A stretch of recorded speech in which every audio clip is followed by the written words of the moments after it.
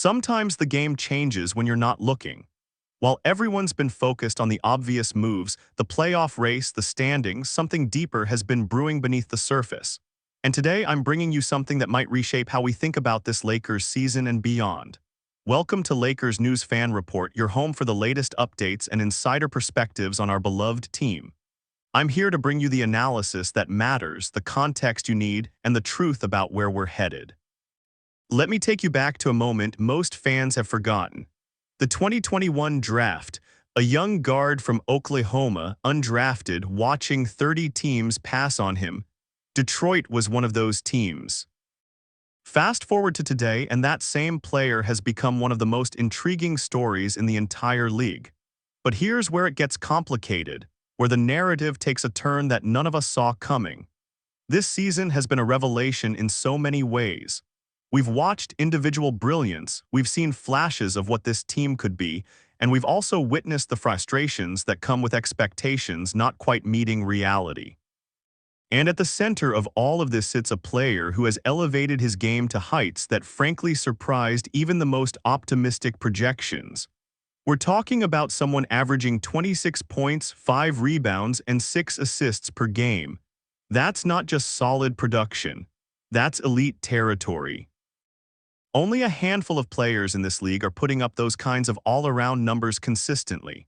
When you look at that stat line, you're looking at someone who has made the leap from role player to legitimate star. And that transformation brings with it questions, complications, and possibilities that extend far beyond what happens on the court during any single game. But let's dig deeper into what those numbers actually mean. 26 points per game puts a player in rare company. We're talking about consistent scoring ability, the capacity to create offense when nothing else is working, the confidence to take and make big shots. 5 rebounds from a guard shows activity, effort, engagement on both ends. 6 assists demonstrates playmaking ability, court vision, the willingness to make teammates better. This is the profile of a complete basketball player. And here's what makes this situation so fascinating. When a player breaks out like this, when someone elevates their game to this level, it creates ripples throughout the organization. It forces conversations about roles, about hierarchy, about fit. It makes you evaluate everything about your roster construction, your salary cap situation, your long-term planning. Because players performing at this level don't come cheap. Players performing at this level have options. Now I need you to understand the contract situation here, because this is where everything gets interesting. We're looking at a player currently making just $14 million this season. In today's NBA, with the way salaries have exploded, that's remarkably team-friendly for someone producing at an all-star level. But there's a catch. Next season, there's a player option for around $15 million. And any player who has broken out the way we're discussing would be leaving massive money on the table by accepting that option. The reality is that we're likely looking at unrestricted free agency next summer unless the organization commits to a significantly larger contract extension now. And this is where the chess match begins. Do you commit that money knowing the fit questions that exist? Do you let a player of this caliber walk in free agency? Or do you explore what assets you could receive if you're willing to make a difficult decision? I want to be crystal clear about something. The fit issues are real. They're not manufactured, they're not media narratives, they're observable on the court. When you have multiple players who need the ball in their hands, when defensive limitations are exposed, when the chemistry isn't quite clicking despite individual brilliance, those are legitimate concerns. And this isn't about pointing fingers or assigning blame. It's about honest evaluation of what works and what doesn't. Think about the games you've watched this season. Think about the moments where everything flows beautifully and the moments where things feel disjointed. A lot of that comes down to role definition, to making sure every player is positioned to maximize their strengths while minimizing their weaknesses. And sometimes, no matter how talented the individuals are, the collective fit just isn't optimal. Here's where another team enters the conversation. Detroit, the Pistons, a franchise that has been methodically building something interesting around their young star Cade Cunningham. They've got cap flexibility. They've got a need for exactly the kind of player we're discussing. They've got a system that could theoretically maximize offensive versatility while covering defensive limitations. And they've been looking for a co-star to pair with Cade for years without finding the right fit. Imagine the basketball fit for a second.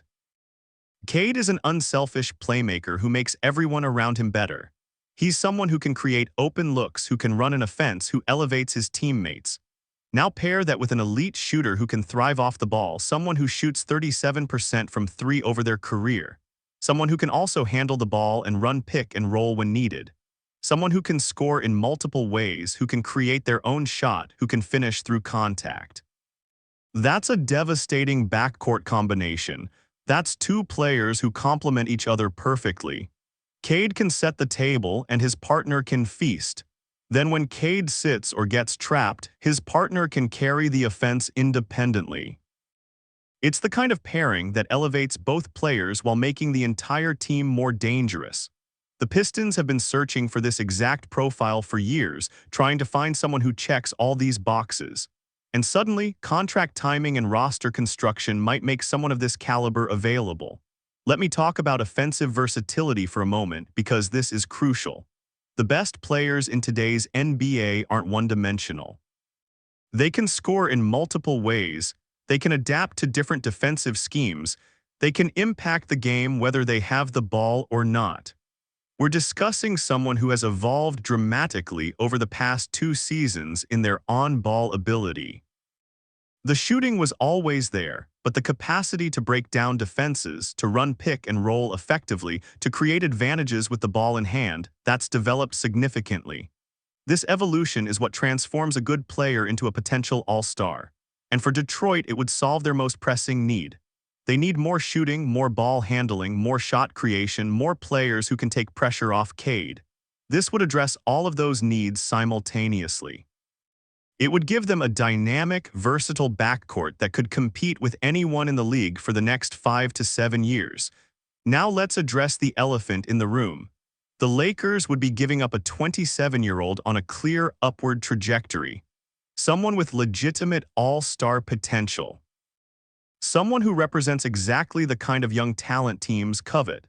That's not an easy decision. That's not something you do lightly. But basketball is a business, and sometimes difficult decisions have to be made when you weigh fit, finances, and future direction. The financial reality is unavoidable. When this player hits free agency, the bidding will be intense. Multiple teams with cap space will be lining up with max or near-max offers. The question becomes whether the Lakers want to commit that level of resources given the existing roster construction and other obligations. It's not just about whether the player is worth it in isolation. It's about opportunity cost, roster flexibility, and whether that money could be better allocated elsewhere. And here's something that adds another layer to this entire situation. The irony that the team showing the most interest is the same franchise that passed on this player in the draft. The same organization that could have had this talent for free 5 years ago. Now they'd have to give up significant assets to acquire him, but that's how the NBA works sometimes. Players develop at different rates, situations change, needs evolve. What didn't make sense then might make perfect sense now. For Detroit, the calculation is straightforward. They have the cap flexibility to extend this player immediately. They have the roster fit to maximize his strengths. They have a young core that would grow together. The timeline aligns perfectly. Cade is 23. The player in question is 27. That's a championship window that could stay open for a decade. That's the kind of foundation you build dynasties around. Let me be direct about the cost. Detroit would have to give up significant assets to make this happen. We're probably talking multiple first-round picks, young players, maybe pick swaps. The Lakers aren't giving away someone of this caliber for role players and second-rounders. But from Detroit's perspective, if you can acquire a player averaging 26, 5, and 6, if you can pair him with your franchise cornerstone, you pay the price, you don't hesitate. Windows don't stay open forever in this league. And this is where I want to talk about the Lakers' perspective with complete honesty. Yes, losing this level of production hurts. Yes, watching a player you developed reach all-star level and then trading him is painful. But championship construction isn't always about adding. Sometimes it's about subtracting, about recognizing when pieces don't fit despite their individual quality. Sometimes it's about getting maximum value while you can rather than losing someone for nothing in free agency. The assets Detroit would send back could be transformative for the Lakers' future flexibility. Multiple first-round picks give you ammunition for another star trade. Young players on rookie contracts give you cost-controlled talent. Cap space gives you flexibility in free agency. This isn't about giving up. This is about pivoting, about recognizing reality, about making the hard choice that positions you better long-term even if it hurts short-term. Think about the strategic element here. If the Lakers are honest about their championship window with the current core, if they're realistic about where they stand in the Western Conference hierarchy, then maximizing asset value while you can make sense. You can't let emotional attachment override sound business decisions. You can't hold onto players just because you developed them if the fit isn't right and they're leaving anyway. Now, I want to address something important. This isn't about diminishing anyone's contributions. This isn't about being ungrateful for what this player has done for the franchise. This is about clear-eyed evaluation of where we are, where we're going, and what gives us the best chance to compete for championships. Sometimes the best move for both parties is a change of scenery. For the player in question, Detroit offers something Los Angeles might not be able to provide. A defined role, clear offensive freedom, a partner who makes him better, a system designed around his strengths, the opportunity to be a true co-star rather than trying to fit into an already crowded hierarchy. Sometimes the best version of yourself emerges when the situation is optimized for your specific skill set. And let's talk about that skill set one more time, because I want you to understand exactly what we're discussing. This is a player who can shoot efficiently from distance, who can create his own shot off the dribble, who can make the right read in pick and roll, who can finish through contact, who can hit big shots in big moments.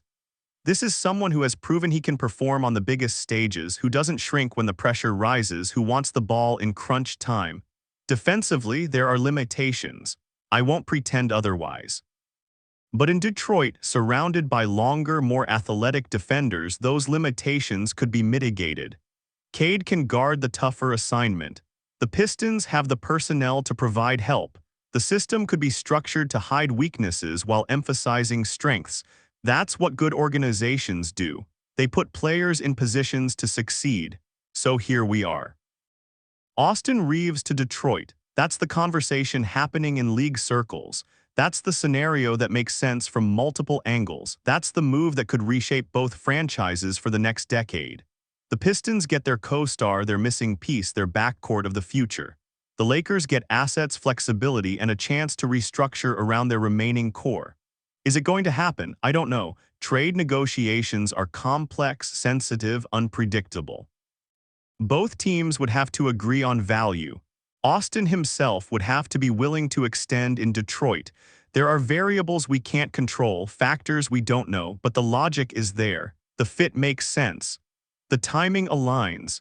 This is a real possibility that deserves serious consideration. And now I want to hear from you. How do you feel about this potential move? Would you trade Austin Reeves for multiple first-round picks and young players? Do you think the fit issues are real enough to justify moving him? Or do you believe we should extend him and figure out the fit later? Drop your thoughts in the comments below. I read every single one and I want to know where Lakers Nation stands on this. From my perspective, and I'm speaking purely as a fan who bleeds purple and gold, this one hurts to even think about. I've watched Austin develop from an undrafted free agent into a legitimate star. I've celebrated his growth, his clutch shots, his relentless improvement. But I also recognize that basketball is a business, and sometimes the hardest decisions are the right ones. If the fit isn't optimal, if he's leaving for nothing next summer anyway, then maximizing value makes sense even if it stings emotionally. I believe in making smart strategic decisions even when they're painful. I believe in honest evaluation over wishful thinking. And I believe the Lakers will do what's best for the franchise long-term, whatever that ends up being. If Austin stays and we figure out the fit, fantastic. If he's traded for assets that position us better for the future, I'll trust the process. What I won't do is let emotion override logic when evaluating these situations. Before we close, I need you to do something for me. Subscribe to this channel if you haven't already. Hit that notification bell so you never miss an update. The trade deadline is approaching fast and things are moving quickly. I'll be here bringing you every development, every angle, every piece of analysis you need to stay informed. Lakers News Fan Report is your home for comprehensive, honest coverage of everything Lakers. Don't miss a single update. And make sure you engage with this content. Like this video, share it with other Lakers fans, leave those comments. The algorithm rewards engagement, and the more you interact, the more people we reach, the stronger this community becomes. We're building something special here, a place where real Lakers fans can get real analysis without the hot takes and nonsense. So let's grow this together. Stay locked in, stay informed, and stay passionate about this team we love. The next few weeks will be crucial for the Lakers' future. Whatever happens, we'll break it down together, analyze it thoroughly, and figure out what it means for our championship aspirations. Until next time, this is Lakers News Fan Report, keeping you connected to everything purple and gold.